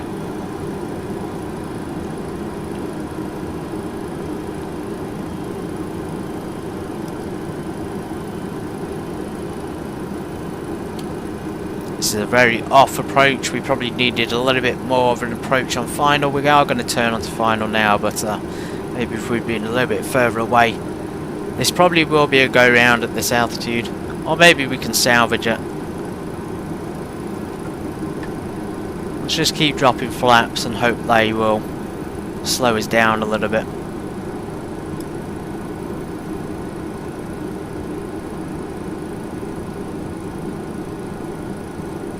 Oh yeah, we missed that one, folks.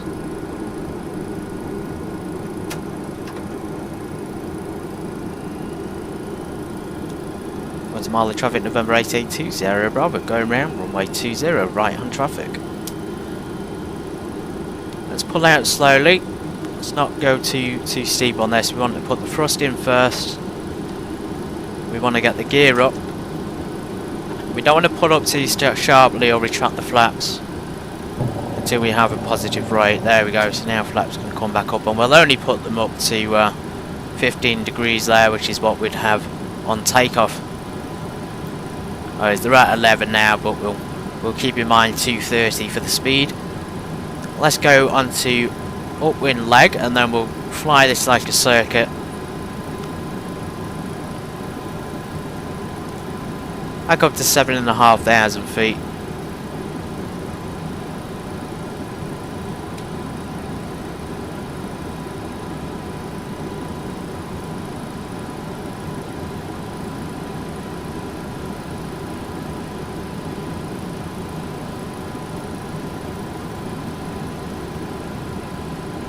There we go, and we could probably go around now to the downwind leg, nice and early. We'll only do 20-degree banks here to keep it smooth. It was actually working pretty well. I'm just really glad the auto throttle and the autopilot disconnected without any issues. So they definitely seem to have worked that out, unless I'm just doing it differently, but I don't think that's the case.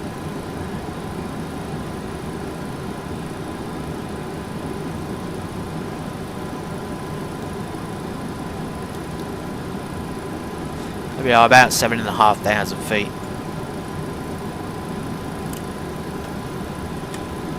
I have got spoilers arm to a quick key, which is convenient.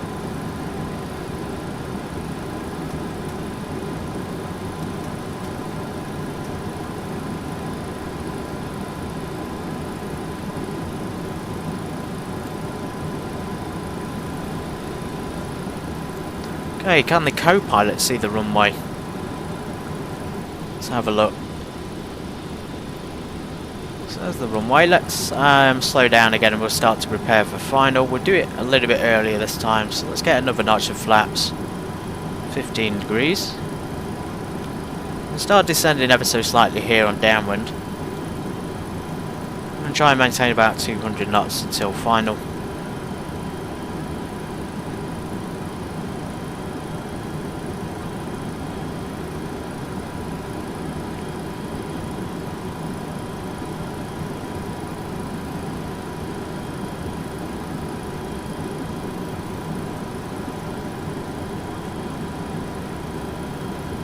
Okay, we're going to do this one 20-degree bank angle again, give it a nice wide turn there to give us enough time to get in position. So just about see it, or we should have just about see it from here.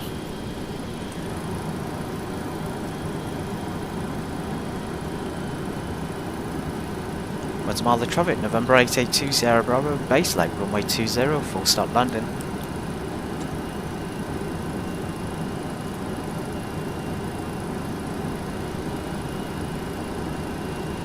Here we are, folks.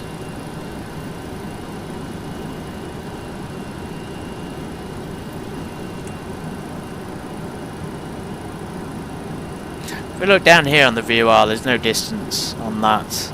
Or maybe this is the distance, 7 miles. Either way, we're doing well. We can slow down now a little bit more. Probably put another notch of flaps.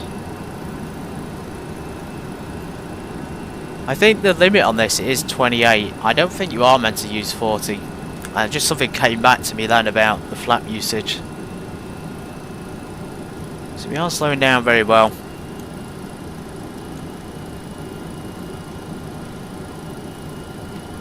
This is good. This is a lot better of an approach. It's not ideal.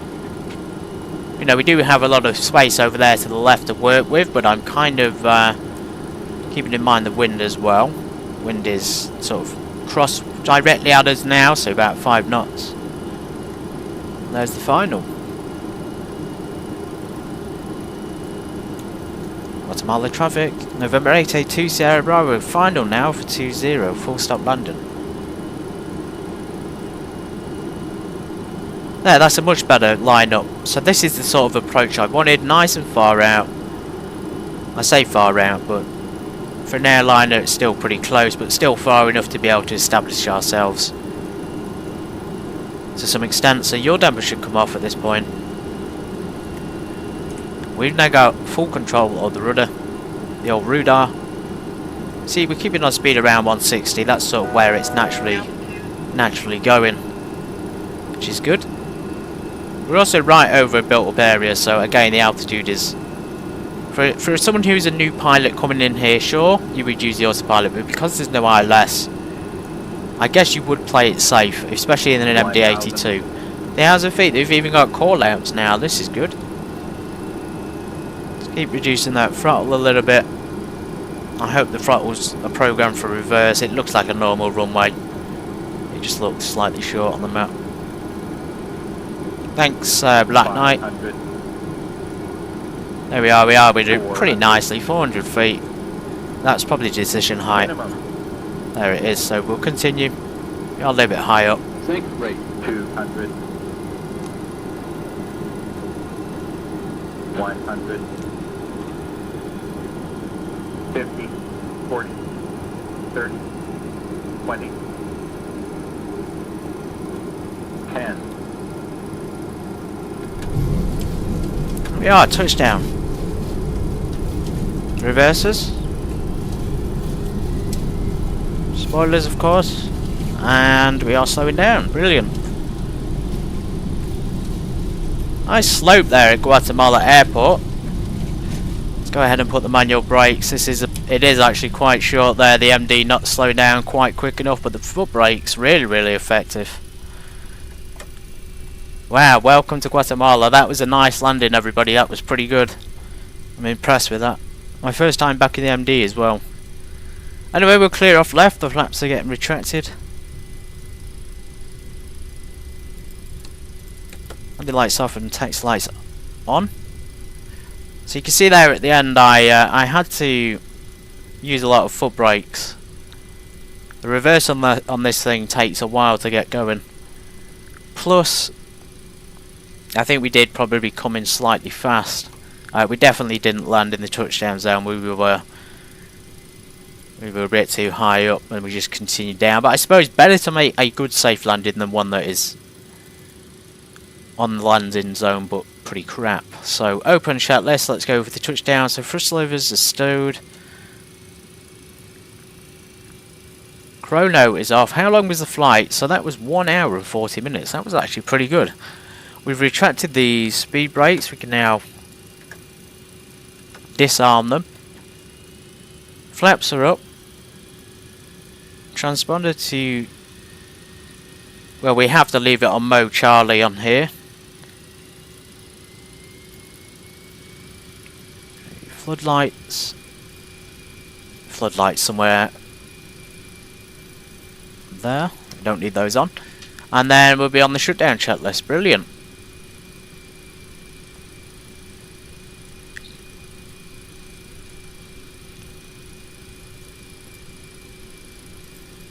Yeah, so there we are. We came in, we didn't really know what kind of approach we would be doing.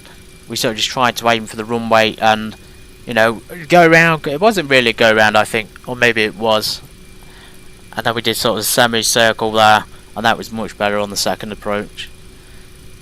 Anyway, strobes are off, folks. Turn the flight directors off. Thank goodness the auto throttle did not go rogue on us.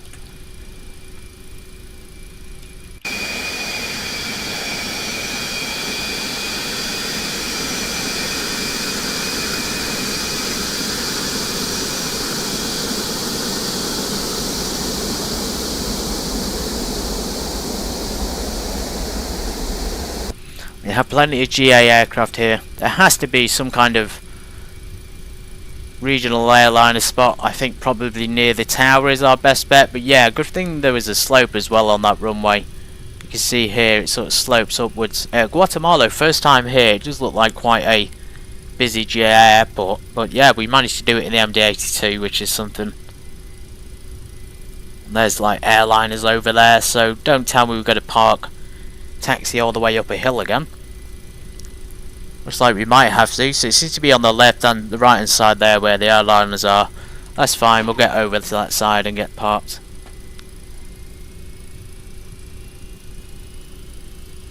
Thanks guys, thanks for the support. I really hope you enjoyed that flight. That was actually really enjoyable. A long cruise, but you know, the takeoff and landing parts were really interesting.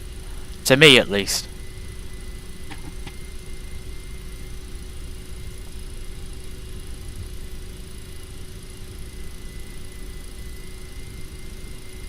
Okay, we're going to go down the runway.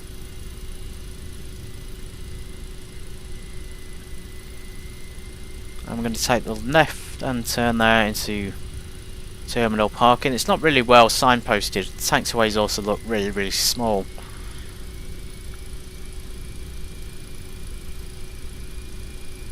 We can get the weather radar map off at this point.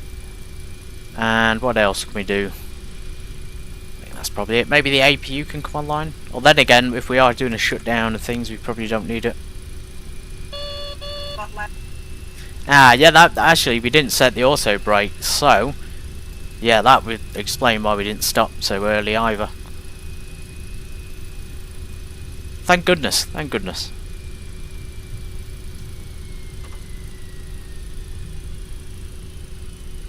There's DHL, some kind of cargo, and then there's proper Guatemala traffic. A lot of 7.4s here, 744s, and by the way, I have tried Sparky's 744 again on X-Plane 12.4, but since they've updated the game, Sparky's no longer works and it will crash the game, so I'm hoping to get it updated and get back in 744, because that really is a fantastic freeware aircraft. And we'll do an Air Force One flight again in it.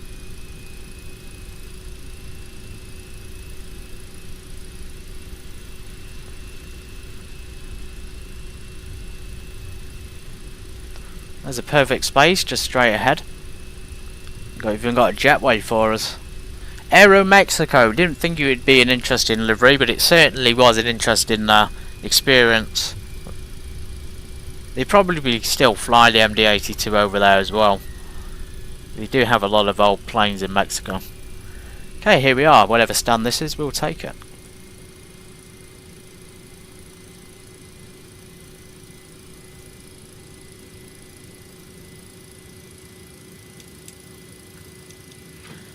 Okay, parking brake set. Let's go for a shut down checklist. Anti-skid. Off. Nose light. Off. APU source, air conditioning. So it looks like he wants us to turn them on again. And then engine start pump on. APU master. Yeah, he wants us to stick the APU on. We'll do it then if it requires it. There it is, the RPM of the APU and the EGT increasing. So we didn't check that on startup, or at least I didn't, but it is there right above it. Let's switch those on in advance. So that'll be for the APU power.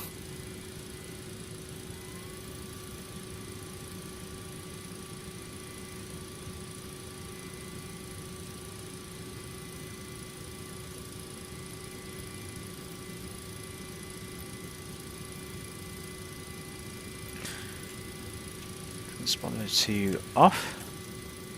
Disconnect safely from the network now. So make sure everybody gets off here safely. So APU bus is now giving us power. Yeah, we have APU power in there. Left and right generators off. Seatbelt signs off. Left fuel. Right, I was just going to say maybe fuel should come off first and engines. I think we could turn these off down here as well for the blue there. And then we could turn our beacons off. So anti-coal lights. Fuel pumps. AC bus tie to open. Piezo install heats off. Engine start pump off. Unlock the battery and battery off. And that means we can switch to GPU now. So let's go. You know what? Let's not. Let's just turn the APU off, folks. So we'll get the rest of the lights off. Position lights can come off. There's the second one there. Let's do the second one. So galley off, APU.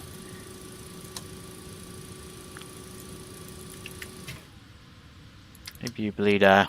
APU generator. Air conditioning is coming off as well. APU generator is off. Cockpit temp. Yeah, everything's off. Logo lights.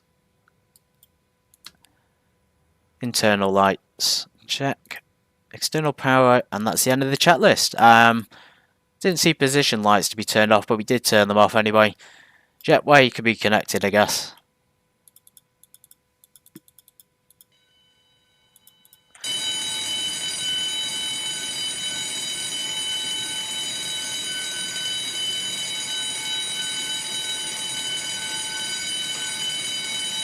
Yeah, very, very interesting design here on the MD82. The, as you say, Black Knight, that T-tail design, I mean, that's what we have on the Boeing, isn't it? To some extent. It's just this long body. This is the challenge, the long body, having to keep the pitch at the right angle, because... Can we put shocks on this? Just getting distracted a little bit. No, we can't. I thought we could, maybe. Ah, we can. So if I use my quick key, we can actually chock it up, which is cool. But yeah, the design here, the way we fly it is, you wouldn't pitch up too steeply. I don't know what that was, but it went off. Yeah, otherwise you get a tail strike, which I was kind of worried about here. Anyway, Aero Mexico. Let's watch the replay. Let's see how good this was. I felt like it went well. You know, we touched down in the right space and things. She's coming in fast, she's coming in hot. That's alright. She looks like a snake.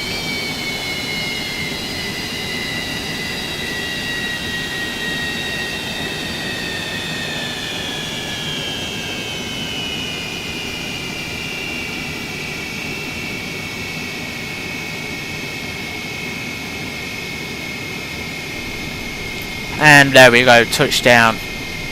The reverse is coming out, the spoilers. That's really good looking animation, isn't it?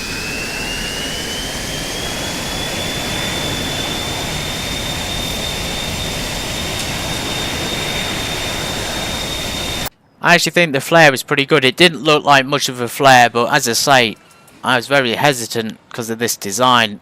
It's very easy to tail strike on them. Yeah, anyway, everybody, thank you for being here. It is the commercial Friday flight. Next week we continue with GA and the regulars, and I'm also going to be doing some streams on the weekend on World of Sea battles. So if you like the golden age of ships and you like classic ship battles, please feel free to come along. It is actually really fun, and it's a nice little change to the flight sim stuff. So thank you, everybody. Take care. Have a fantastic day. I'll see you in the next one.